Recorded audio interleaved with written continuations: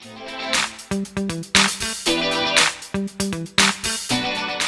दोस्तों, मेरा नाम इरशाद आलम है और मेरा एक सवाल अपनी कम्युनिटी से है, अपने मुस्लिम भाइयों से है कि आखिर गायें ही क्यों? नहीं, कौन सी ऐसी मुसीबत आ गई है कि आपको गायें काटना ज़रूरी है? ये तो वो वाला काम हो गया है कि भाई यहाँ पे लिखा हुआ है कि पेशाब करना मना है और पेशाब वहीं पे करना है। क्या दिखाना चाहते हैं आप लोग? नहीं, इससे होगा क्या, मुझे ये समझाएंगे आप? कुछ नहीं होगा। आप नफरतें बो रहे हैं इस हिंदुस्तान के अंदर। कुछ अराजक तत्व, आपराधिक तत्व हमारी कम्युनिटी के अंदर है, कुछ दूसरी कम्युनिटी के अंदर है। वो तो हर जगह है, लेकिन उनके चक्कर में आप आपस में तो नहीं लड़ोगे या वो काम तो नहीं करोगे जो एक दूसरे को परेशानी दे। पर नहीं, समझ नहीं आता, मना करने के बाद भी ये काम किया जा रहा है। मैंने कभी इस तरह की कोई वीडियो नहीं बनाई, लेकिन अब मैं बड़ा परेशान हो गया हूँ, क्योंकि मुझे भी इस हिंदुस्तान के अंदर जीना है, मुझे भी इन भाइयों के साथ रहना है, क्योंकि आज तक ये मेरे साथ रहते आए हैं, मैं इनके साथ रहता आया हूँ। और मेरे जैसे बहुत से मुस्लिम भाई हैं जो आपस में हिंदू मुस्लिम सब साथ रहते हैं। इवन आप लोग भी हैं जो वीडियो देख रहे हैं। तो ऐसा काम करना क्यों जिससे एक दूसरे की श्रद्धा पे ठेस पहुंचे? समझ नहीं आता आप लोगों को। अरे जब गाय से हमारे भाइयों की श्रद्धा जुड़ी हुई है, भावना जुड़ी है, तो उसे काटना जरूरी है। ये जहर घोलने का काम क्यों कर रहे हो? उसे नहीं काटोगे भूखे मर जाओगे, और कोई काम नहीं है। गवर्नमेंट ने कोई बैन तो नहीं कर दिया गोश्त। बकरा काटो, मुर्गा काटो, सबके लाइसेंस लो, लेकिन गाय ही क्यों काटनी? इसमें कोई बहादुरी है? कोई बहादुरी नहीं है। ये सिर्फ और सिर्फ जहर घोला जा रहा है इस हिंदुस्तान के अंदर। कुछ राजनीतिक पार्टियों का काम है, कुछ आपराधिक तत्वों का काम है। पीस कौन रहा है? हम जैसे लोग। हम जैसे लोग परेशान हैं। हिंदू भाई परेशान है, वो लड़ना नहीं चाहता। मुस्लिम भाई लड़ना नहीं चाहता। लेकिन ये सोशल मीडिया ने, सबसे बड़ी दिक्कत तो सोशल मीडिया की है। होता कुछ है, दिखाते कुछ है। लेकिन मैं सबको दरकिनार करके आपसे सिर्फ ये पूछना चाहता हूं, क्यों काटते हो गाय? उससे पेट भर जाता है, इनकम आ जाती है, करोड़पति बन गए।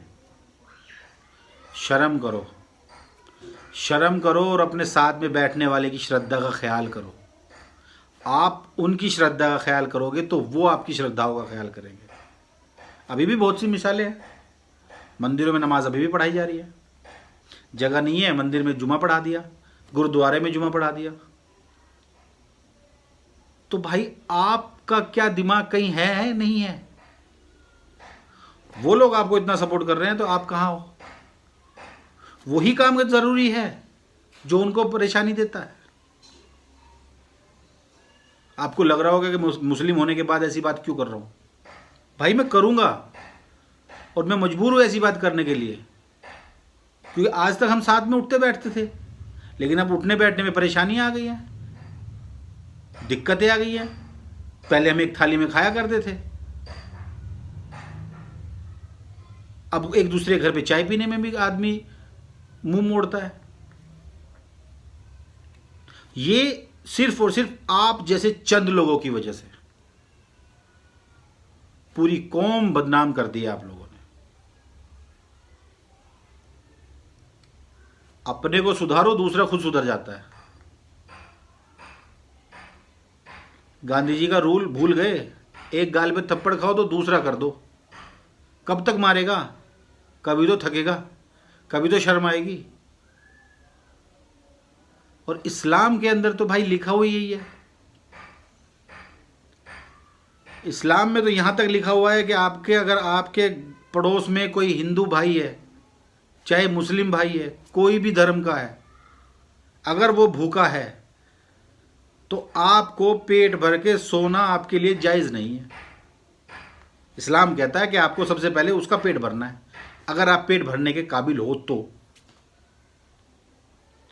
जो इस्लाम पड़ोस में रहने वाले बिना धर्म देखे किसी बंदे को भूखा नहीं सोने दे रहा तुम्हारे लिए, तुम्हारे ज़रिए,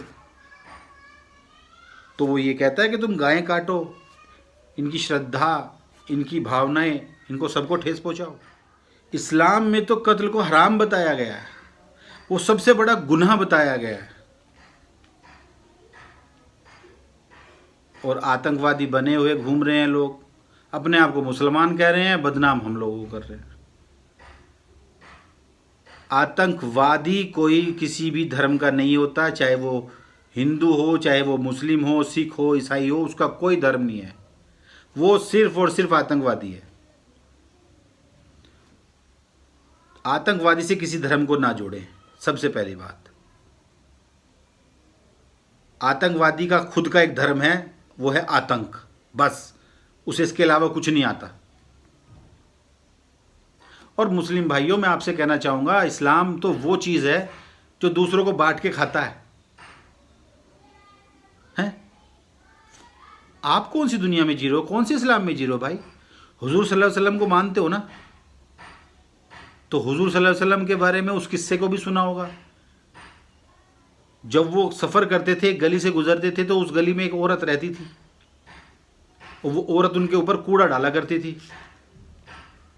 हुजूर सल्लल्लाहु अलैहि वसल्लम ने कभी भी उनको पलट के कोई जवाब नहीं दिया। वो अपना कुर्ते को झाड़ते थे और निकल जाते थे। ये किस्सा काफ़ी टाइम तक चलता रहा। एक दिन वो औरत उस जगह मौजूद नहीं थी। हुजूर सल्लल्लाहु अलैहि वसल्लम आए, उन्होंने देखा कि यार यहाँ तो आज मेरे ऊपर कूड़ा डालने वाली औरत कहाँ गई? उसने तो कूड़ा नहीं डाला। पास के एक बंदे से पूछा कि भाई वो औरत कहाँ गई जो मेरे ऊपर कूड़ा डाला करती थी? तो उस बंदे ने बताया जी उसकी तबीयत ख़राब है। तो वो औरत हुजूर सल्लल्लाहु अलैहि वसल्लम के ऊपर कूड़ा डाला करती थी, उसके बावजूद हुजूर सल्लल्लाहु अलैहि वसल्लम उसके घर गए, उसकी बीमारी का हाल लिया, उसे ख्याल रखने के लिए बोला,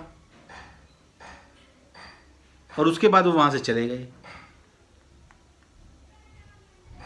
और आते हुए 2-3 दिन उसका डेली पता लिया है। उसके बाद वो औरत इतनी शर्मिंदा हो गई कि उसने उनके ऊपर कूड़ा डालना छोड़ दिया।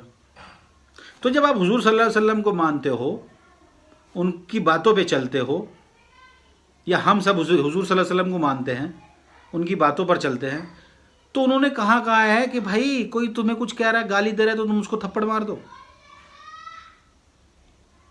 इस्लाम में तो हर जुल्म का जवाब प्यार से है। अगर किसी ने कुछ कह दिया तुम्हारे बारे में, इस्लाम के बारे में, तो उसे इस्लाम की अच्छाई दिखाओ, बुराई नहीं, क्योंकि इस्लाम में कोई बुराई नहीं है। आप लोगों ने बुराई पैदा कर दी है। एक मैं उन लोगों से बड़ा परेशान हूँ जो ये जाके न्यूज़ चैनलों में बैठ जाते हैं 5-10 हज़ार रुपये लेके और अपने आप को मौलाना बताते हैं और वहाँ पे जाके इस्लाम की धज्जियाँ उड़वाते हैं। मैं उनसे बड़ा परेशान हूँ। उन्होंने इस्लाम को पता नहीं क्या कर दिया इस्लाम का। मैं आप लोगों से हाथ जोड़ के रिक्वेस्ट करता हूँ, अपने आप को सुधारो, दुनिया अपने आप सुधर जाएगी। ऐसा काम ना करो कि अपने पास में बैठे किसी भाई को किसी तरह की प्रॉब्लम हो, उसकी परेशानियों का ख्याल रखो, तो वो आपकी परेशानियों का ख्याल रखेगा। और भैया मैं तो आपसे सिर्फ एक शेर बोलूँगा कि पेड़ आंगन में सदा ऐसा लगाया जाए, पेड़ आंगन में सदा ऐसा लगाया जाए जिसकी शाखों का पड़ोसी को भी साया जाए। और इस वीडियो को इतना शेयर करो, इतना शेयर करो कि ताकि उन लोगों तक मेरी बात पहुंच सके जिन तक मैं बात पहुंचाना चाह रहा हूं।